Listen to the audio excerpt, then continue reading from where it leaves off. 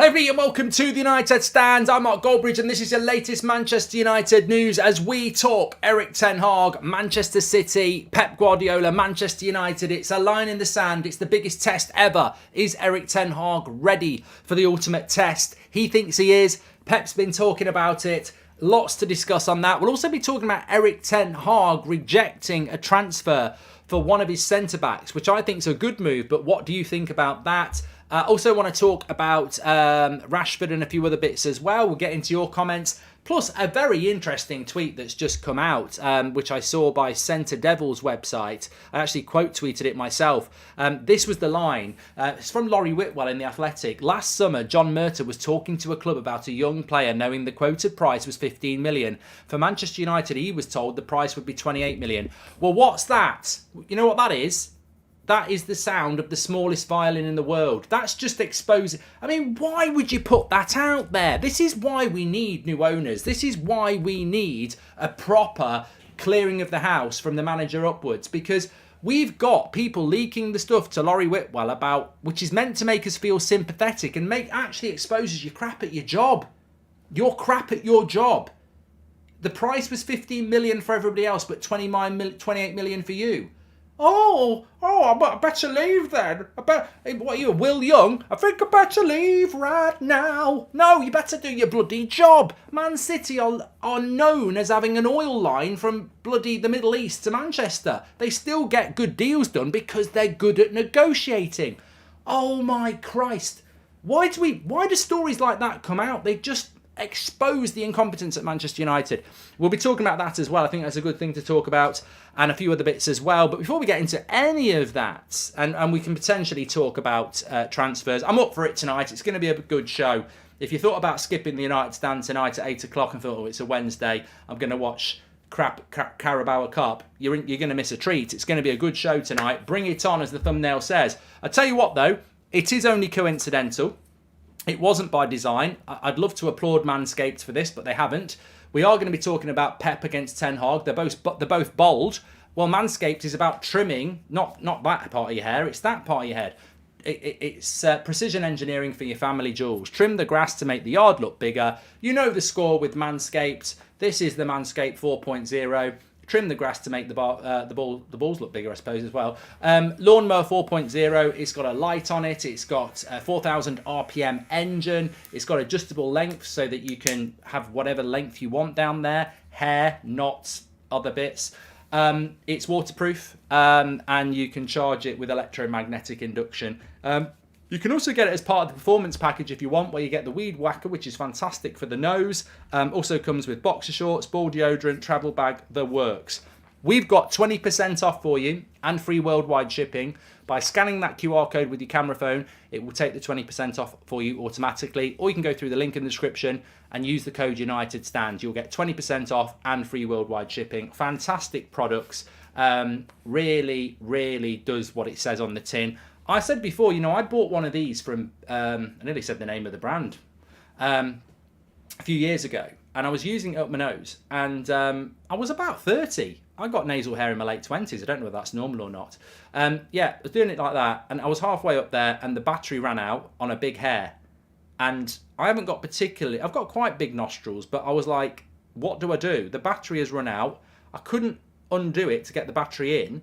Couldn't get scissors up there, so I basically was stuck in a situation where I had to pull. Well, look, there's a lot of pain in your life you can have, but pulling a nasal hair out of your nose is pretty painful. This flashes when you need to charge it up again, and that will stop that ever happening again. Check out Manscaped, 20% off, free shipping worldwide. Fantastic products. Big shout out to Manscaped. Edwin van der Sar is new director of football once we've new owners, please, says DJ. Thank you very much for that. Welcome to the Members Club, Oliver Sharp. I just want to say this. I want to talk about Ten Hag. I want to talk about Pep Guardiola. I don't know whether you've seen my video on That's Football this evening, but there was an interview with Pep Guardiola ahead of their Carabao Cup game against Southampton tonight. Do they have one to get rid of the Glazers, says Tumbleweed? That's not trim the grass to make the yard look bigger. That's get rid of shit to make your football club better. That's a different. That's a different thing. But you know what? I think that Pep Guardiola basically said before the Southampton game, and you know, I've been speaking to some City fans. I actually found some, which I think I deserve a prize for. But I was speaking to some City fans this afternoon, and they were saying to me that Pep Guardiola does not talk about the opposition, you know, up until the press conference for that. So take it as a compliment that he's talking about United before he's playing a Carabao Cup quarter-final. And he basically said he might come up, he's got a ridiculous plan for the Manchester derby. So, look, Pep is aware of how difficult this game is going to be. It doesn't mean they won't win. We're aware of how difficult this game's going to be. And I think, you know, it's very interesting how good it's going to be. But you know what? There's a couple of things I just want to hit head on straight away. First of all, I want to talk about this thing that's come out in the last few minutes. It's from Laurie Whitwell and The Athletic. Last summer, John Murtough was talking to a club about a young player, knowing the price was about 15 million. For Manchester United, he was told the price would be 28 million. I mean, look, just give me the job. Give me the job or give one of you the job. I would happily take that responsibility. I think we're meant to feel sorry because Man United get overquoted. Well, what a fucking surprise. Slow sports news. Clubs want to rinse Manchester United. They've been trying to do it for bloody years. It's called having competent people at the job. I mean, I think John Murtaugh's trying to get that job. Remember Alan Wicker all those years ago? Or, you know, those holiday programmes where they go round to different places? John Murtough should start his own YouTube vlog. Cheer in. What are you here for, John?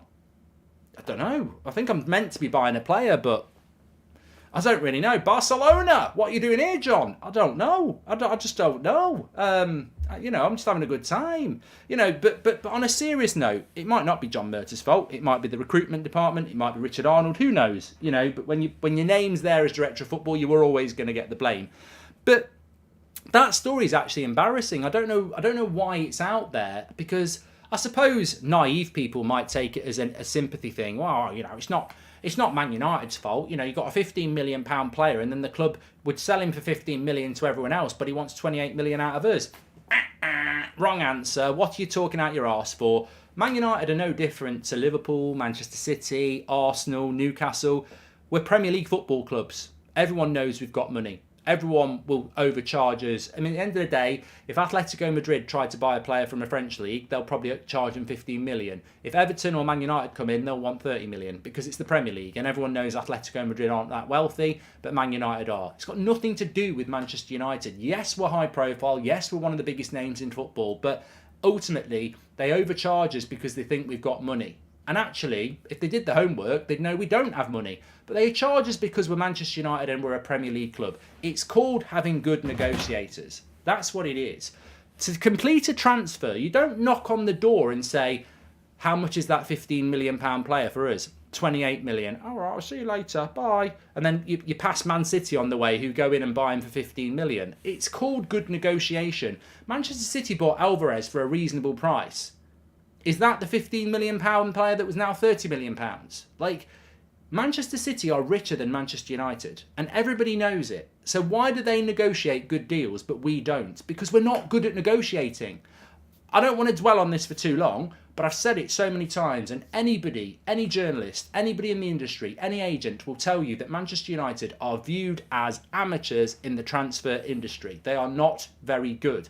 So if we're meant to feel sorry for Manchester United because they tried to buy a £15 million player and was told he cost 28 million, that just exposes that we are crap at what we do. A good negotiator would get that deal done, because you know what you do. Do you want me to give you the key to the kingdom here? If I'm the director of football and I go to that club and I say the price is £15 million for everybody else, but you're going to charge me 28 million, yes, and they do it with a big grin on the face, I'll say, well, I'll tell you what, pick the pips out of this, because that player wants to sign for us.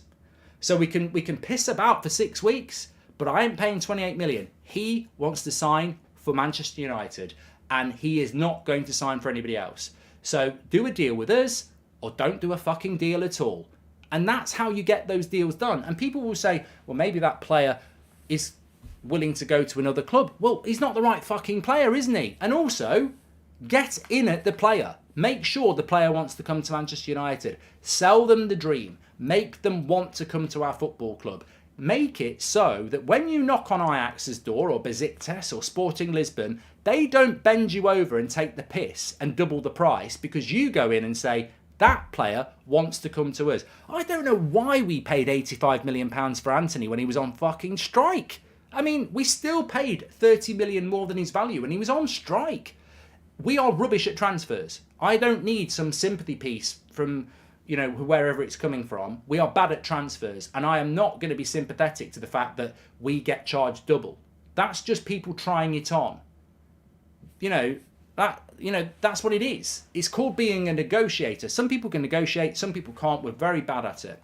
I've played the game, says Daniel Longbottom. Seriously, looking forward to the game Saturday. I think the players will be ready for it after they smashed us at the empty HAG, says Daniel Longbottom. Making that admission just means that other clubs see Murta as a sucker they can take advantage of. Well, we need to change it, because if I was another football club, I'd be like, well, yeah, let's just keep on doing it. FIFA Crazy says, remember that story about Murta working 15 hours a day on that De Jong deal? Literally screams incompetence.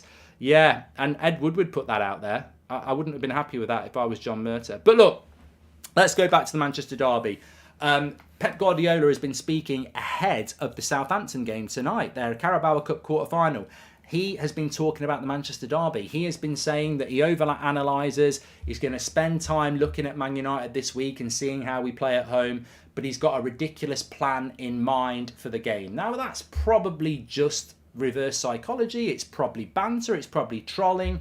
But the fact that he's talking about Man United on a Wednesday, when he's got a match on a Wednesday night, just shows he knows the enormity of this game. And if I show you something, and don't get excited because Manscaped's there, I'm not going to show you that. But what I am going to show you is, what am I going to show you? I'm going to show you this. Am I going to show you this? Yeah, I am going to show you this. I'm not going to show you that. I want to show you this. I'm going to show you this. No, I'm not going to show you this. Oh, God, what am I going to show you? Idiot. Why is it not in the right place? Maybe I'm going to show you Manscaped. I'm not going to show you Manscaped. I'm going to show you this. So if I show you this, Manchester United are playing Manchester City at 12:30 on Saturday. And we're not going to start previewing or anything like that. What I want to talk about here is it's just the enormity of the game, the Pep versus Ten Hag angle on this, and why Pep Guardiola would be talking about this game so soon. Look at that league table. Arsenal are top. They've got 44 points. They've played 17 games. Man City are second. They've got 39 points. They've played 17 games. Manchester United are joint third with 35 points. We've played 17 games. If we beat Manchester City at Old Trafford on Saturday lunchtime, we're 1 point behind Man City. That puts Pep in a bad position, because he's Pep Guardiola, the Don of the Premier League. He's going for 3 Premier Leagues in a row. He's spent a lot of money on Erling Haaland.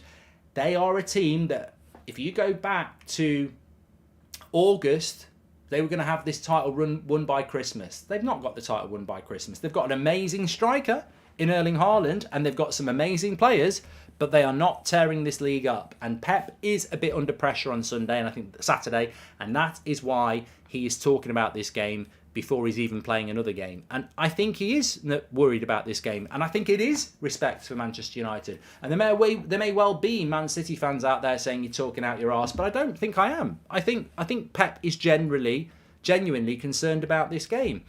Erik Ten Hag is the one who's got the cards here. Pep Guardiola will come and try and play football because that's what Man City do. But you're coming into the Lions' Den. You're coming into Old Trafford. 75,000 fans, buzzing.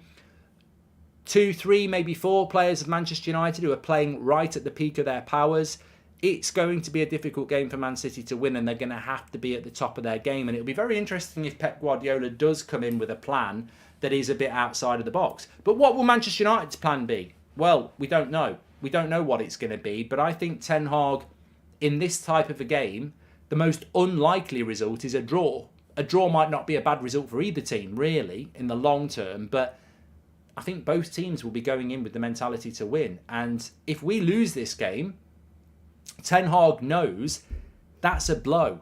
That's a blow, because football changes like that. And if we got beat by Man City on Saturday, a lot of people who are positive now would go, well, we only beat Everton, Wolves and Bournemouth and Forest, and they're all down the bottom end anyway, and Charlton in the Carabao Cup. They're all shit. That's why we won our first test and we get beat. There's no progress, and that will happen.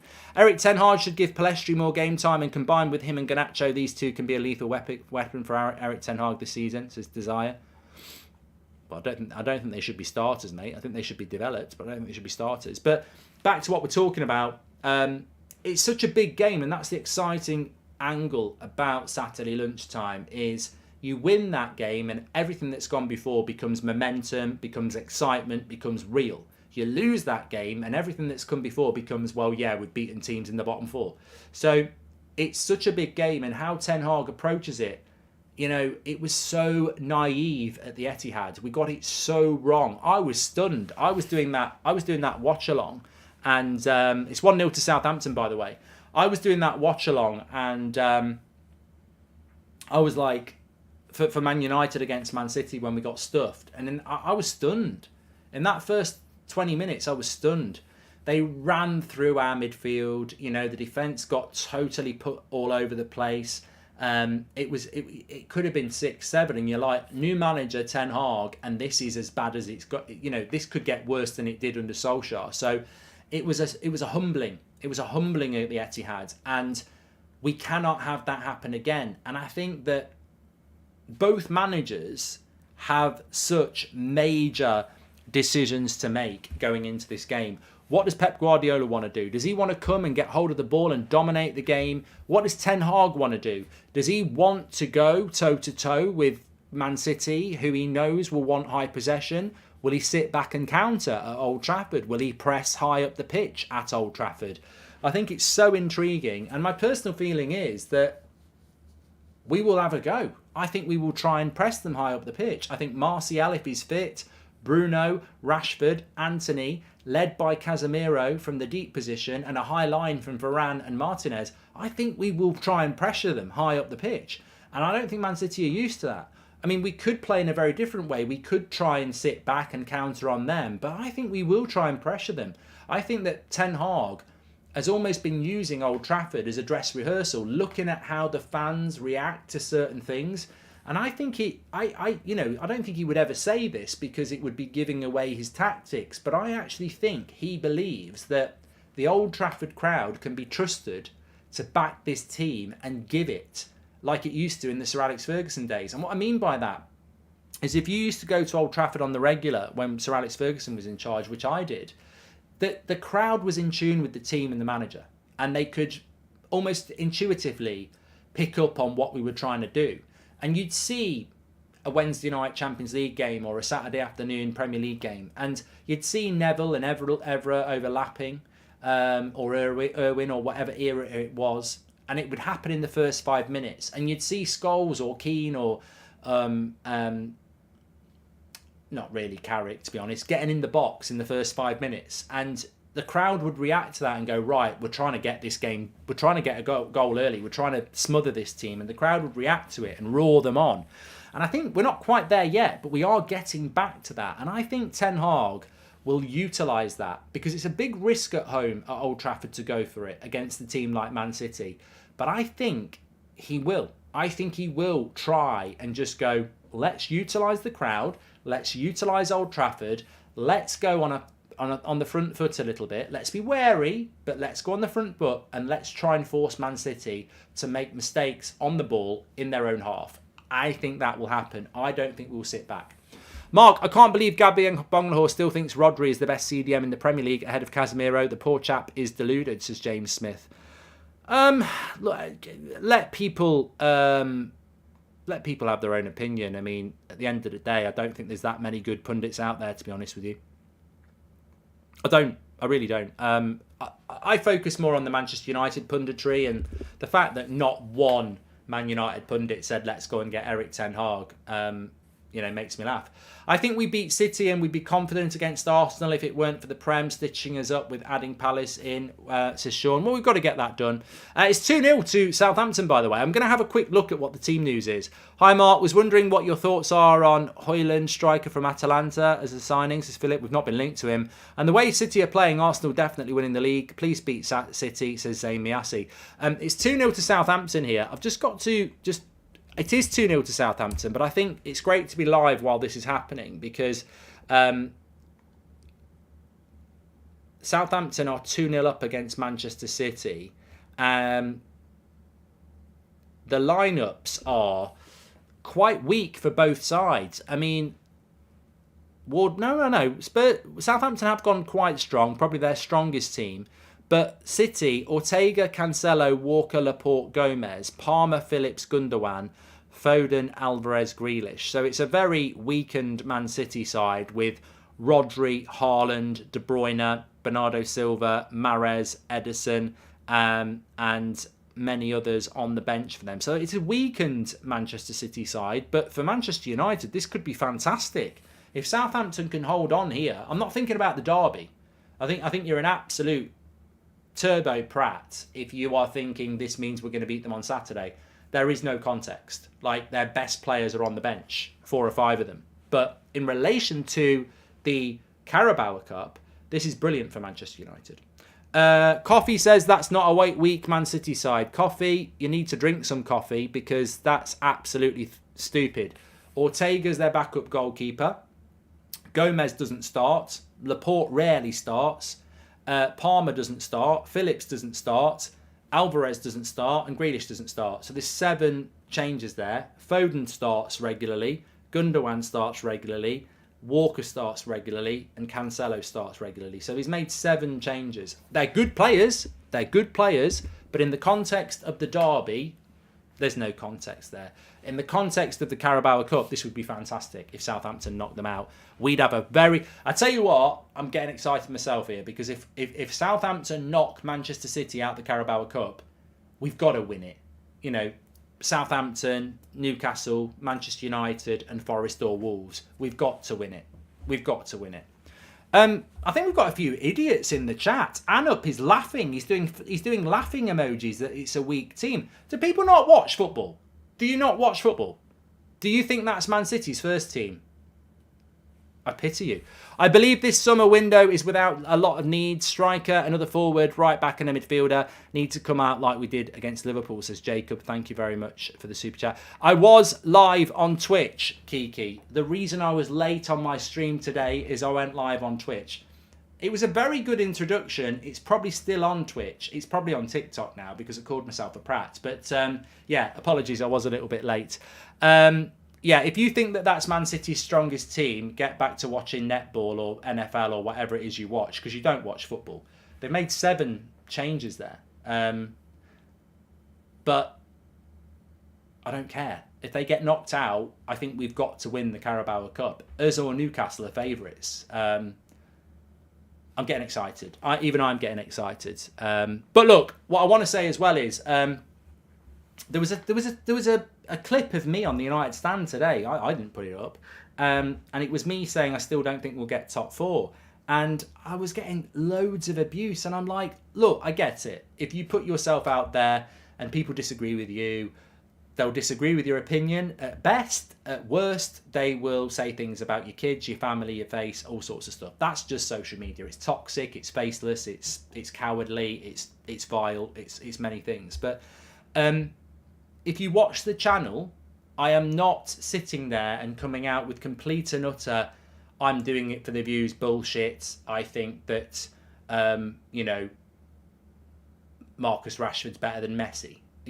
That I don't do that. I'm actually quite stubborn, as many of you might have figured out. I didn't say Ollie out for a lot longer than a lot of you. I didn't say Mourinho out for a lot longer than a lot of you.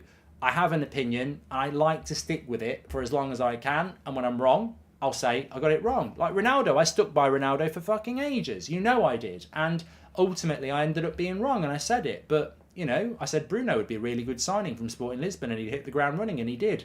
We get things wrong. We get things right. In relation to the top 4, I don't think we're going to get top 4, and it's got nothing to... I was one of the most vocal people about getting Ten Hag. I think he's the right manager. The reason I don't think we're going to get top 4 is because I said it at the start of the season, and I haven't seen anything yet that makes me think we will get top 4. I am massively, massively loving what we're doing. The players are responding. The manager's fantastic. But the reason I said we wouldn't get top 4 is because I didn't think we had the squad to do it over 38 games in a World Cup year. And also, we've not backed him in January. So I just fear the collapse. Whether it's in February, March, April, May, I fear there will be a collapse. And I fear that we will get taken over. But at some point, I might say we're going to get top 4. And I hope I do. But In no way, well, people who watch the channel know it, in no way am I anti the team, the players, or Ten Hag. I'm massively positive and massively pro them. And in fact, in many ways, what idiots will not realise is that actually I am being probably more pro Ten Hag by saying I don't think we will get top four, because I'm not heaping the pressure of people who are saying we have to, because I don't think when Ten Hag took the job with Man United, the worst Premier League side they've ever had, I don't think it's realistic in the first season to say he's got to get top four. And a lot of people are saying it. And I'm like, if he got fifth place, I don't think that's a bad season. I think if we ended the season now, we'd want him to be manager of the year because he's done a great job. My reasoning for not getting top four is because of the squad and, the volume of games. If there was 2 weeks left of the transfer window, I'd say we'd get top four. 2 weeks left. In fact, if there was 1 month left of the season, I'd say we'd get top four. What concerns me is 5 months left with 3 games a week. Mark, we can't get Kane in the summer, says Tumbleweed. Well, we can. And Mark, you jinx City, you beautiful, beautiful man. I love you, Mark, says YUFC. Actually, that just reminds me, somebody was just saying there in the chat about the abuse. I think Thogden must have done a video recently because I've had about 3 or 4 messages saying, what do you think about what Thogden said about reading all the hate he gets on Twitter and thinking about giving up? And I haven't seen the clip yet, so I don't know what people are talking about. But, God, if you are doing anything in life, whether you do what I do or whether you just go to school or go to work or whatever like that, and you are thinking of giving up because somebody's abusive to you, then don't give up and just don't read it. There's a lot of toxic people out there, and I've had so much abuse over the years, so many lies, so much bullshit. Some of you will know it, some of you won't, but that doesn't make me think I want to give up. If you're looking at social media and going, that person's saying horrible stuff about me and I was very close to giving up, you're probably doing the wrong thing in the first place.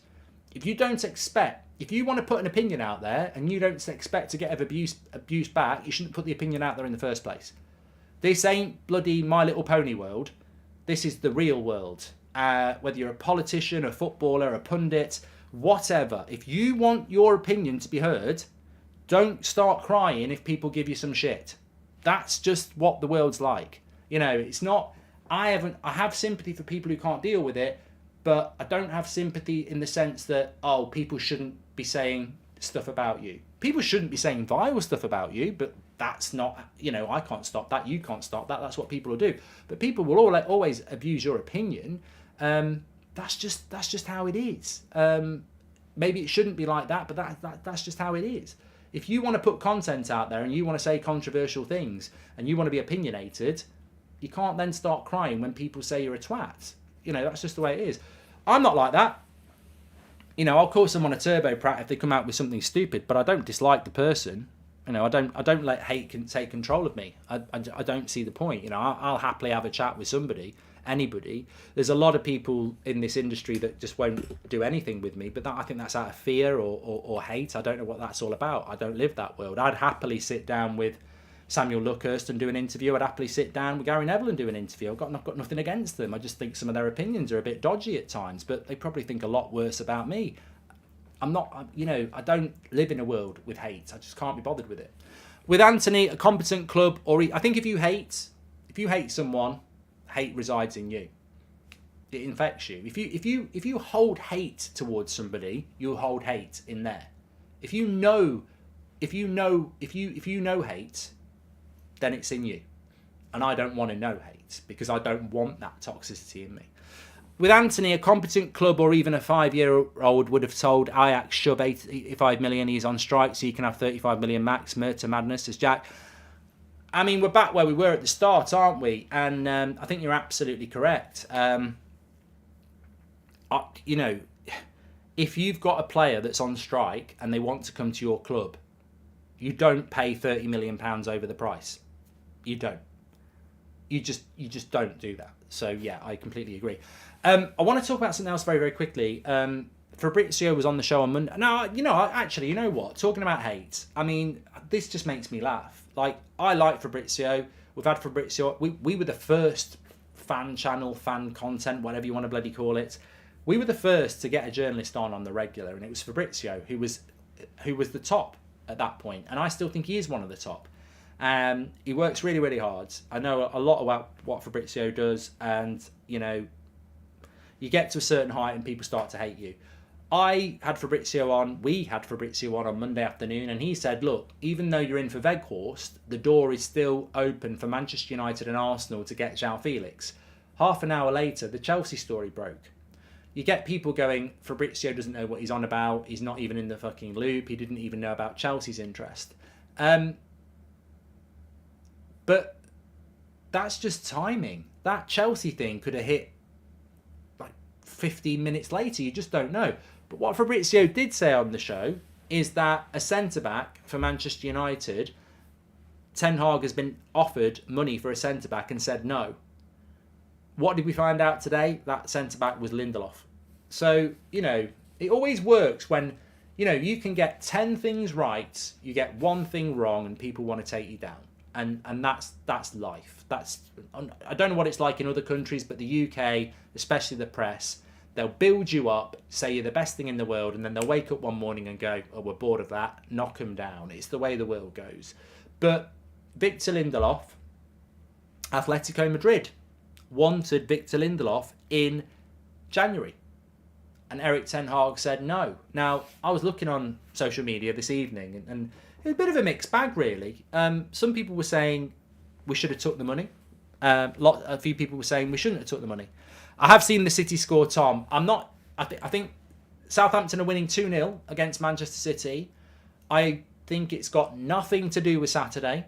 Nothing to do with Saturday at all. It doesn't make me excited about Saturday because all their best players are on the bench. It makes me massively excited about 10:30 tonight. If Man City get knocked out of the Carabao Cup, we've got to win it. And we've not won a trophy for 5 years. So that's what excites me.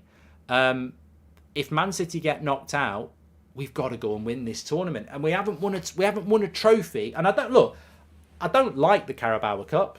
I think, you know, when we used to win it under Sir Alex Ferguson, it was almost like winning nothing, because it's like we should be winning the Premier League, we should be in the Champions League. But having not won a trophy in 5 years, I would happily polish that Carabao Cup. And that's not a metaphor.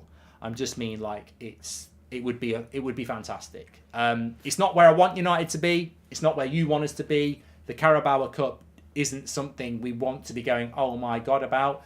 But when you've not won anything for 5 years, that means you've entered the Carabao Cup for 5 years and not even won it. So I would be over the moon. So hopefully Southampton can hold on.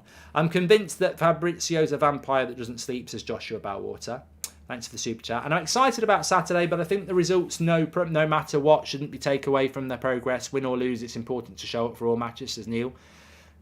We've got a manager who will do that, Neil. He'll take it game by game. But back on Lindelof, what do you think? I'm going to do a poll here. I love a bit of a poll. You know I do. Lindelof, sell in Jan. Yes or no? Get your comments in. Now, I actually think that I said it about Maguire when he was linked to Villa last week, and I'll say it about Lindelof now. I wouldn't sell Lindelof or Maguire in January. Now, that might shock people, but I wouldn't do it, because why upset it now? I think they are deals that I would look at doing in the summer when I can bring replacements in. But I can't replace Maguire or Lindelof in January. Now, some people would say you can replace Maguire with a bag of cement in January. But on a serious note, I can't get Kim Min-jae or Timber or whoever Ten Hag wants in January. So if I let Lindelof go to Atletico Madrid, yeah, I might get my money back. I might get 25 million quid. But we all know United have got no money. So that 25 million, you wouldn't get all of it back. It'd be like FIFA, we've given you 15. So you're not going to get a Victor Lindelof for 15 million in January. So what I would do if I was Ten Hag is, well, look, 25 million for Lindelof's probably not a bad offer. But in the summer, I'll still get 25 million for Lindelof, and we'll have a new owner, and I can get a good replacement. I can't replace Lindelof in January with 20 million or 25 million or 15 million or whatever you're going to give me. So I wouldn't. I think you're biting your nose off to spite your face there. I think that if Martinez and Varane get injured at the same time, you're going to need Lindelof. So you're going to need Maguire as well. Now, do I think Lindelof and Maguire are anywhere near as good as Martinez and Varane? No. But I can't get anyone as good as Lindelof in January. I can get better in the summer. I can get better than Maguire in the summer. But I would keep both those players, because I'll guarantee you now, these players will play games. And if you can't replace them, you need them. And McTominay's not been very good over the recent weeks, but he will play games over the next few weeks and the next few months. And if McTominay was sold, could you replace him in January? No, you couldn't. So whatever you think about those players, and whether you think they're good or average or decent, we can't replace them. I'm not disagreeing with selling them, but we can't replace them now. So sell them in the summer. That's what I would do. I'd give Maguire away, convinced we're winning a trophy, and seeing him take the armband off Bruno to lift it is going to ruin the moment for me. Joshua, you've just ruined the fucking whole mood. Shit, I've never even thought of it like that. If we win a trophy, Maguire will lift it. Never even thought of that. Bloody hell. That is a thought. That is a thought, isn't it? I mean, I'm not saying it's a bad thing, but I'd never thought of it like that. Our own John Terry. No, I'd never thought of it like that. I mean, he's the club captain, isn't he? I mean, I've got to be honest, and I will be honest, and some people won't like it, but I believe you have to be honest. If we win a trophy, do I want Harry Maguire holding that trophy up as the first trophy we've won in 5 years? No, I don't. I don't think that symbolises what I want, but it's not what I want. It's what the manager wants. It's what Man United want. He will lift the trophy, yeah. And ultimately, that's the main thing, is that we win a trophy. But no, I don't think he should be lifting a trophy, really. I mean, unless he starts the game, in which case he's the club captain. But I'd rather Bruno did it. But look, if we win the Europa League, if we win the FA Cup, if we win the Carabao Cup, Harry Maguire's going to lift the trophy, and fair play to him. Fair play to him. Well done. But more importantly, we win a trophy. So there we go. Joel Glazer is my idol, says Chuck. Well done. 70% of you said you wouldn't sell Victor Lindelof in January. I agree with you. Mark, is there any chance Glazers won't sell and are looking for investments? In that case, how do we prepare for summer transfers, says Wackass? Well, apparently the club is already preparing for summer transfers. That's already been leaked out there. So, I don't know what that's all about, but apparently that's already the case. I can't believe Ollie made him captain after 4 months. It's embarrassing, says DK. And Joel says, I'm cheering my heart out for Southampton. It's looking good for Southampton. I was just having a quick look there. So Southampton are 2-0 up against Manchester City, and it's half time. Forest are 1-0 up against Wolves. I mean, I don't care if we pull any of them out. But the funny thing is, Man City have had 72% possession, but Southampton have had 6 shots and 4 on target, and Man City have had 0 on target. So, look, I keep saying this. Grealish is starting in this game, and Man City are playing shit. Not because Grealish is starting, but it's not that, Calvin Phillips is playing for them. Grealish, Alvarez, Foden. It's not their best team, and it's not their best team by a long way. But I'll say what I said at the start. Pep Guardiola is doing an interview for a Carabao Cup quarter-final against Southampton, and he's talking about Man United. I think he's thinking about the derby more than the Carabao Cup, and it's bit him on the arse. I think he's tried to get a team out tonight that will allow his players to be very fresh for Saturday. We played last night, he's playing tonight, and they've got to come to Old Trafford. Wednesday, I remember Ollie. Can you remember Ole Gunnar Solskjaer? We lost, I think, in Istanbul, and then we had to play Everton on the Saturday. So we played Wednesday night, Saturday lunchtime. We won, and Solskjaer went mad afterwards. He said, they're conspiring against us, Karaki, that, it's ridiculous. And it was ridiculous. Having to play Wednesday night, Saturday lunchtime, both away, it was ridiculous. And it is difficult. And Man City are playing Wednesday night away and Wednesday night away and Saturday lunchtime away. I think Pep is thinking about that Manchester derby. And I think he's trying to keep his key players fit for that Manchester derby. Obviously, it's backfired. For us, it works really well. We're the team playing them on Saturday, but if they lose tonight, we're the team that becomes the favourites for the Carabao Cup. So it works well for us. But yeah, I don't think Man City losing tonight means they're going to lose against us on Saturday because they've rested so many players. But I'm excited about the fact that if they go out, we're favourites for the Carabao Cup. Because to be honest, even though we're in the semi-final of the Carabao Cup, Man City are still the favourites if they're in the semi-finals. If they're not, I think we have to be the favourites. Hi Mark, appreciate you and the channel. Ignore the haters, keep up the good work. City, Palace and Arsenal, how many points would you take out of 9? Oh, in the league? So City home, Palace away, Arsenal away. I'd like to say 7. I'd like to say 2 wins and a draw. I'd expect to beat Palace away. They're not doing very well at the moment. I'd be very happy with 7. I mean, 9 would be unbelievable. I think it's possible, but it's very, very difficult. I think 5, 2 draws and a win is possible. But I'd love 7, 2 wins and a draw. And I don't really care how we do it. Mark, do you think since the sacking of Sir Alex, there have been any managers that have deserved more time? If so, who? Also, do you follow Salford? No, I don't follow Salford, Harry.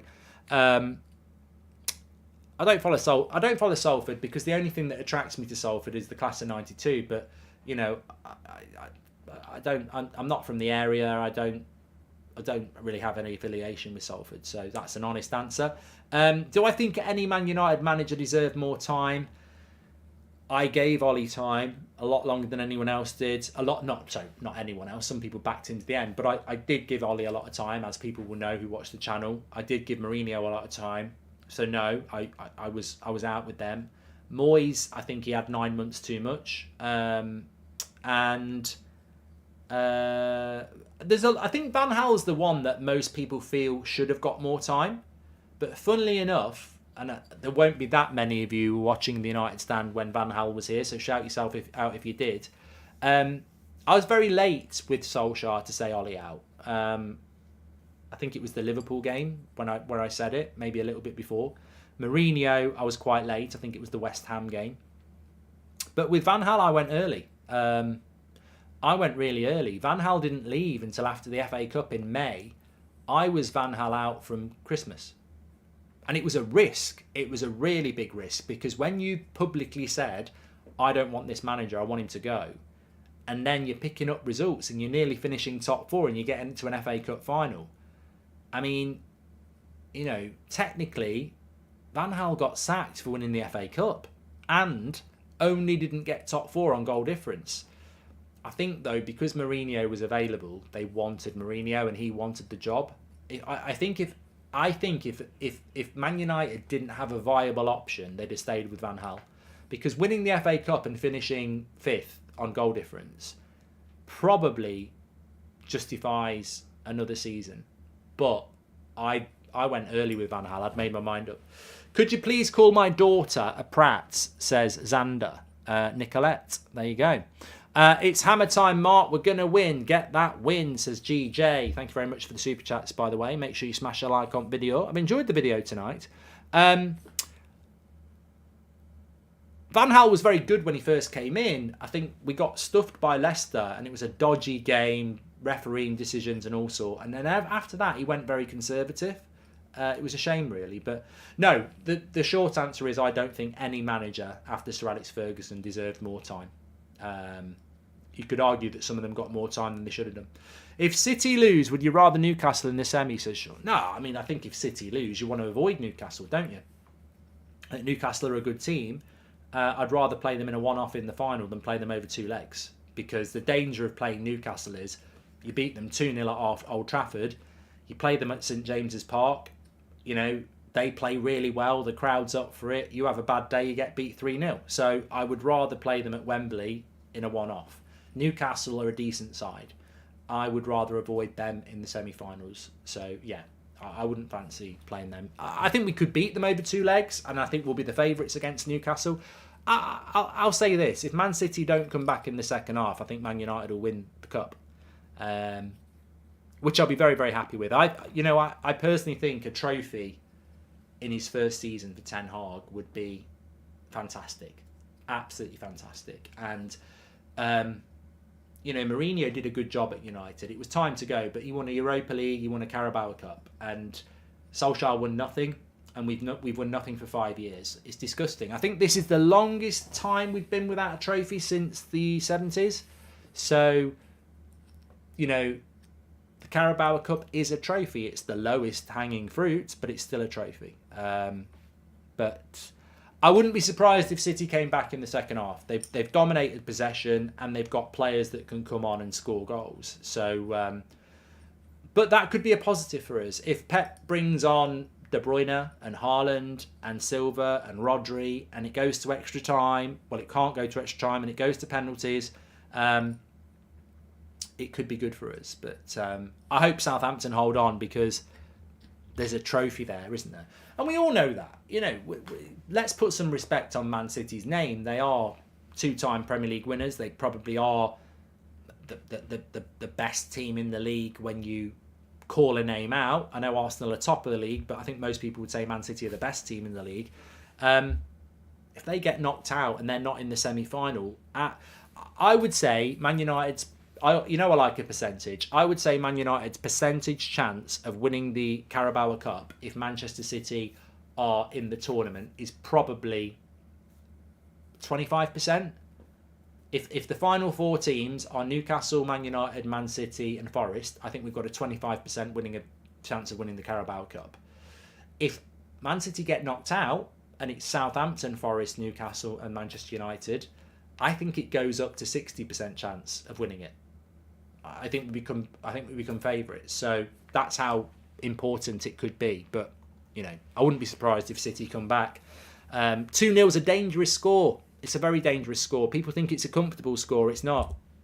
2-0's, 2-0 is better than 1-0, but it's such a dangerous score because as soon as you concede 1, the momentum is there to go and get the second. Mark, any plans to expand United stand to the US in the future, says Hunter? I don't get what... This is the second time I've been asked this today, and I'm intrigued by what that means. What does it mean, expand to the US? I don't know what it means.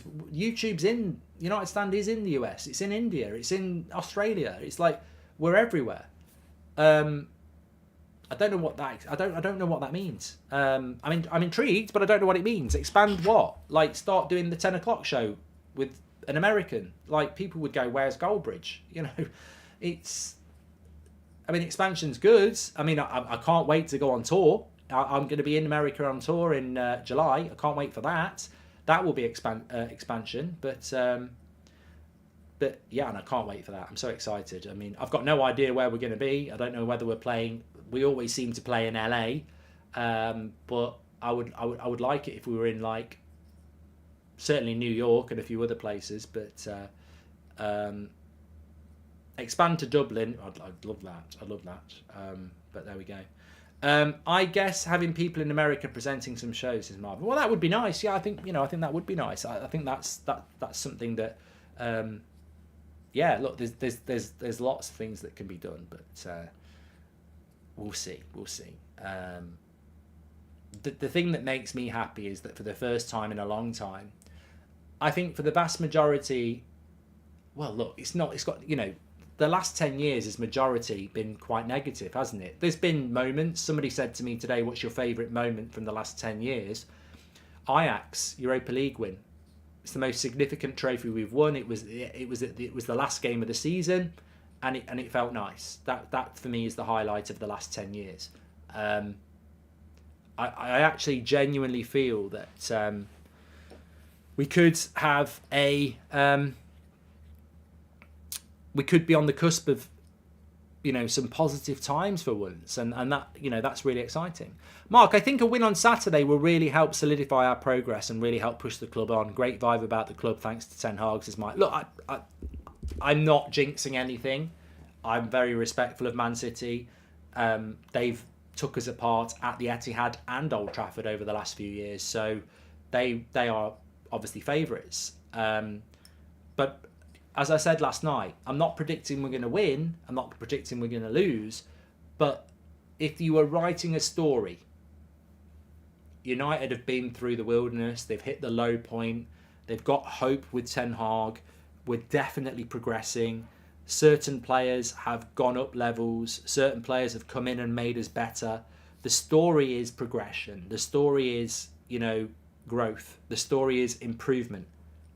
In that story, it doesn't make sense for me to see United go and get beat comfortably by Man City on Saturday. Because then it's like, well, what is this story? It doesn't make sense now. You're telling us we're not progressing. So I feel that logically, there has to be a positive outcome for Manchester United on Saturday. And not just logically, factually, you look at the momentum is real. The performances are real. The manager is real. So I feel a positive performance on Saturday, but I respect the fact that it's Man City and it'll be difficult. And look, somebody said it last night, and I don't want to concede this, or maybe they said it this morning.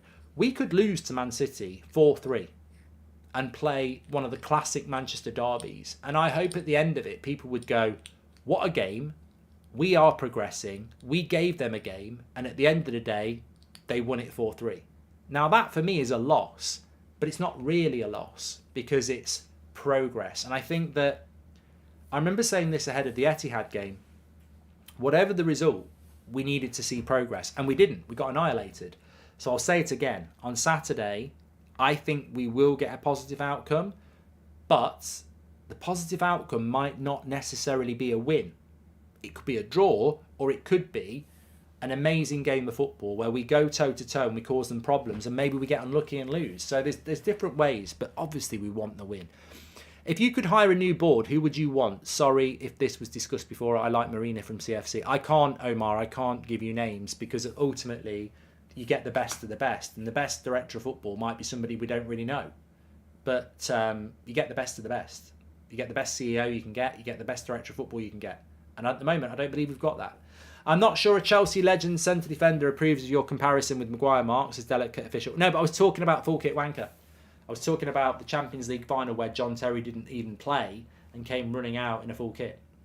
Mark, remember me? I went to the United Stand get-together in London all the way from LA, says Tito. When you come to LA, I'll drive you around. Don't worry. I do remember you, mate. I do remember you. And, the amazing thing is that when we have these get-togethers in London or Dublin or wherever we're going to do them, I know for a fact that there are people who, love the United Stand community so much. Like we had the meet in London. There was people flying in from Europe, from America. It was amazing. So hopefully we'll get that again because I certainly want to do some of that stuff this year. And obviously the American tour, I'll be there. So I'm looking forward to it. I want, hopefully we can arrange some United Stand get-togethers in some bars and stuff on the nights when United aren't playing, and some catch-ups and meet-ups and stuff like that. I'm all for that. So if you're over there and you've got bars or supporters clubs or anything like that, let's start getting it arranged and let's do it. Calvin, I don't need showing round Dublin. I'll show you round Dublin, pal. I'll show you around Dublin, lad. I'll tell you. You probably live there, don't you? Watch this space with stuff like that. Right, thanks everyone. I suppose we're all going to go and watch the second half from Man City. I'm not going to watch it because I feel I'll jinx it if I watch it. They're 2-0 down to Southampton. If they get knocked out, I think we're going to win the Carabao Cup. So I'm going to go and watch a drama of some sort on Netflix or iPlayer and just check my phone every 10 minutes. It's a tactic I've used for years. When I want a result, I try not to watch it. Obviously, I'll watch it if it's United, but I'll try and avoid it because I think if I watch it, I might jinx it. I don't know whether anyone else is like that. Don't forget, we're sponsored by Manscaped. Get yourself some delivered. 20% off, free worldwide shipping. Scan the QR code. Use the code United Stand. Fantastic products. Trim the grass to make the yard look bigger. They really are fantastic. Delivered worldwide. Check them out. I'll see you tomorrow morning on the 10 o'clock show where hopefully we'll be discussing a nice, easy semi-final and a clear progression to our first trophy in 5 years. Come on, Southampton. The talk of Kane in the summer makes me nervous, says Mike. It's 2-1. Fuck. I'm gonna end the stream. Apparently it's 2-1. It's gonna go south, isn't it? Get off, Goldbridge. You're jinxing it already. Get out. Speak to you in a bit. Thanks for watching.